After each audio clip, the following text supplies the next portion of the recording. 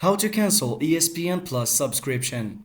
Hey everyone, in this video I'll show you how to cancel your ESPN Plus subscription quickly and easily, so stick around to make sure you don't miss any crucial steps. Start by logging into your ESPN Plus account through a web or mobile browser. Remember that you cannot cancel the subscription directly from the ESPN app. Once logged in, hover over your profile picture if you're on a computer or select it if you're using a mobile browser.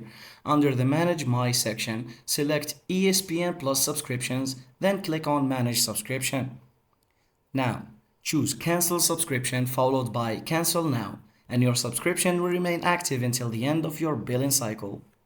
If you subscribe through a third party like Disney Plus, Hulu, Apple, or others, the cancellation steps might be a little different, so you'll need to contact the third party for detailed instructions or just check the help center.